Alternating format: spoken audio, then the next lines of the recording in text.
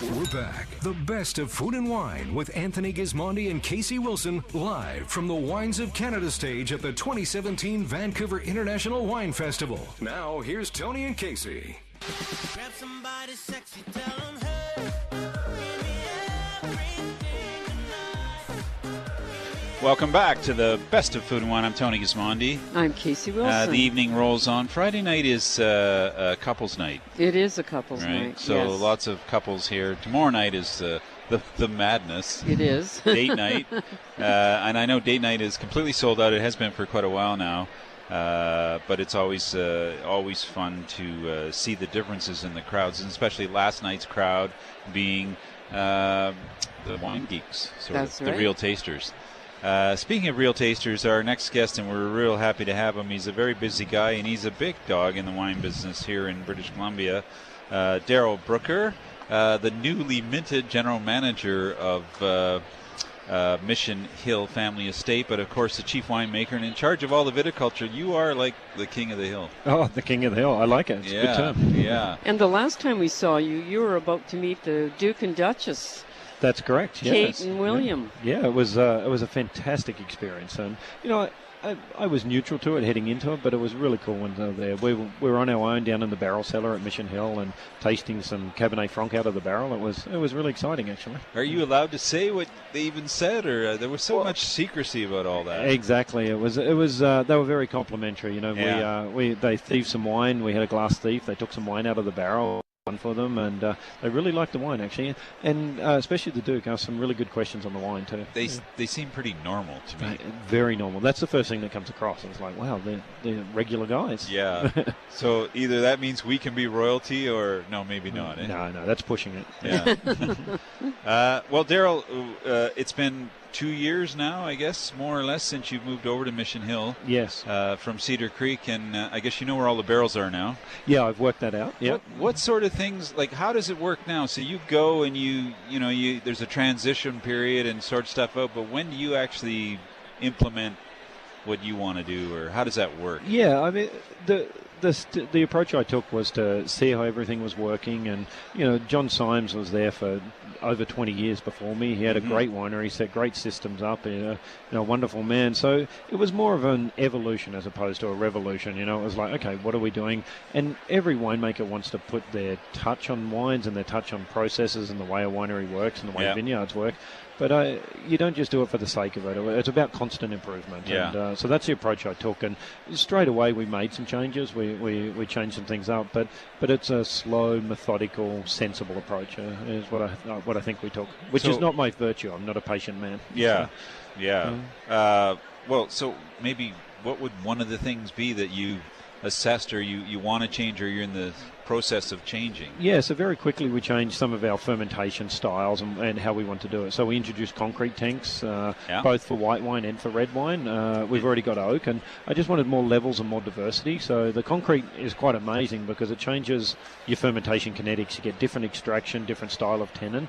So between stainless steel, oak fermentation vessels, and now concrete, we've got all different layers that we can blend back together. So that was a really quick, simple change. Some different ways of approaching the vineyard, picking at different ripeness levels, Chardonnay specifically. Yeah. What's a Perpetua, one of our most famous wines.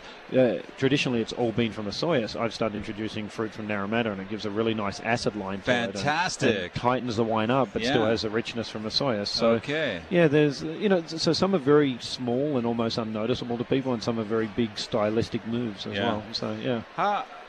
Well, now that you're a general manager as well, you have the big thinking cap. But how does the moving forward, trying to do new stuff, but still, every winery has a brand, a style, whatever. How do you sort of balance that, or how do you see that? I mean, you got to be doing something new. Yeah, you do. Or do you feel that? Yeah, no, you have to, and you have to be doing something new, not just for the consumer, but more importantly for the brand, for the winery, and keep people excited. And so you mean new wines, introducing new wines? There's new wines, there's experimentation, there's refining the style of wine that we're making, and so yeah. A lot new, and we are introducing new wines. We're working on new wines for this year. We're making a single varietal Cab Franc. Mission Hill's never done that before, so we've made that from the 15 vintage. It's not in the bottle yet, but it will be this year, and then released at the end of the year. So it's all about.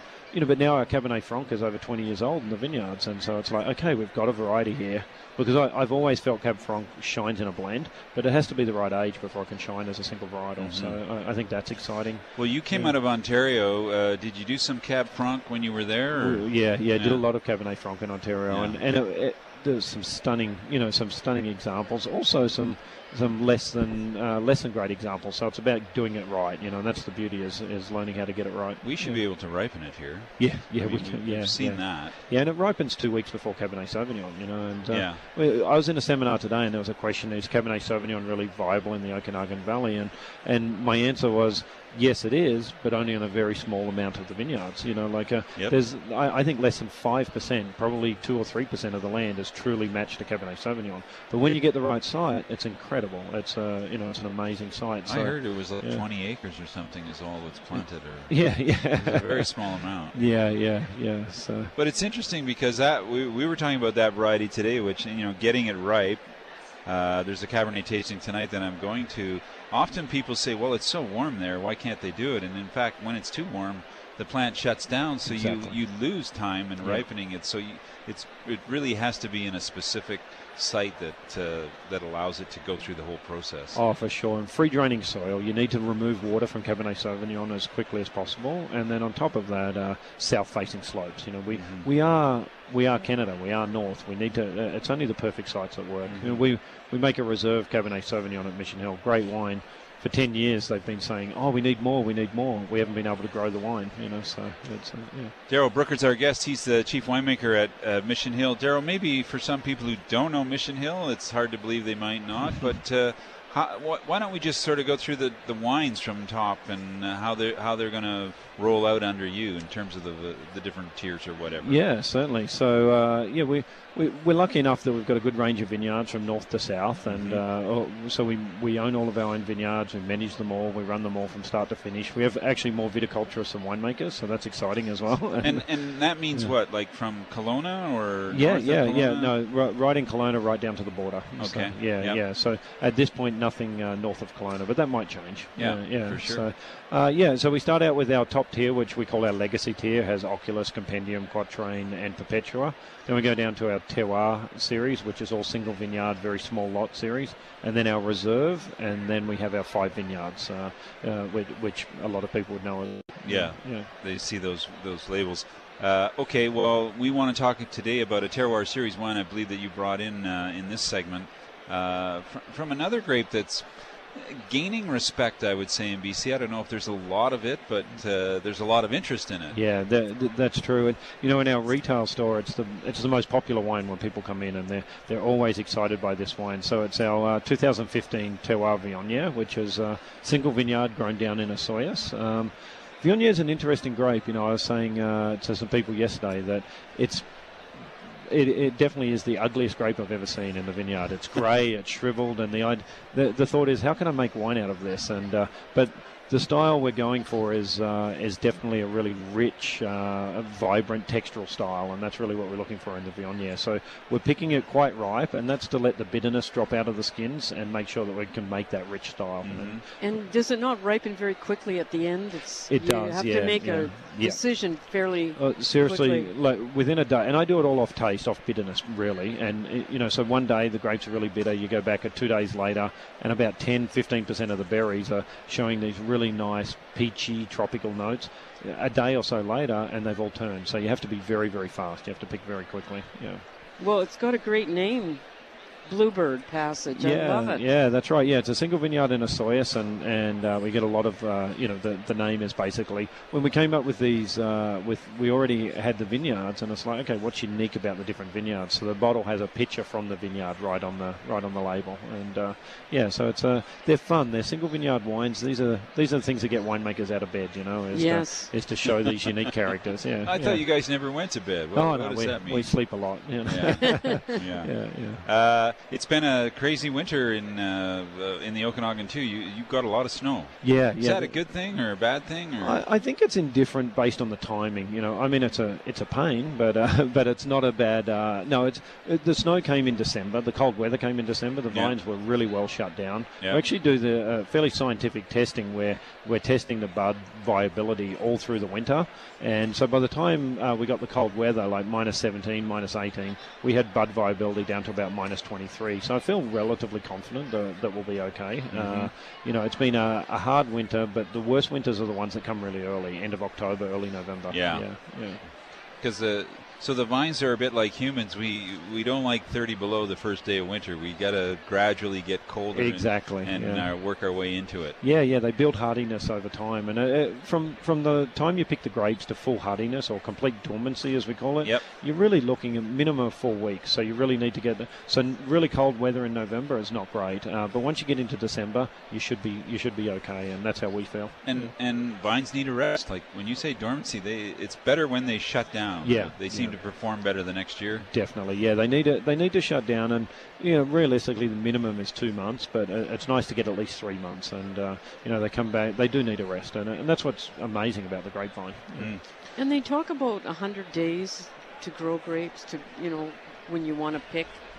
Is that like a rough number of days? And what happens in the Okanagan? What's different about the Okanagan and, say, Australia, where you're from? Yeah. I think the difference is in Australia it's a lot more. You can almost mark it on the calendar. Things that happen in a much more systematic order. The seasonal variation is very small. How I define a cool climate is variation from year to year. So, 1 year it might be 100 days, the next year it might be 130, the next year it might be 80. So for us, we get a lot of variation year over year, and so that's really the big difference compared to Australia for sure. Complexity. Okay, we had the Viognier. What are we going to eat with this, Kasey? Because it's very floral and quite perfumed. Well, I think of Asian food right away when I have Viognier. Yeah. So I think it would go very well with, I'd say, Chinese food. Yeah. Something that's, I would even... Spicy tuna roll, something like that, maybe? Yeah, spicy tuna roll would be great with Japanese. Yeah. And I think even with Chinese, there is an incredible, and don't laugh when I say this. I'm laughing now. But it's a spicy Chinese dish that's at Mott 32. Okay. And it's... the pork ribs, Tony. Sweet and sour, and they just serve one pork rib. And it would go so well with this. Just one? They only serve one? Just serve one. That is Donald Trump out of money, or what's happening? So you can just order 5. Yeah. Yes, right. Darryl, we have to take a quick break. I know you're going to stick around or come back, depending on how things go in the room.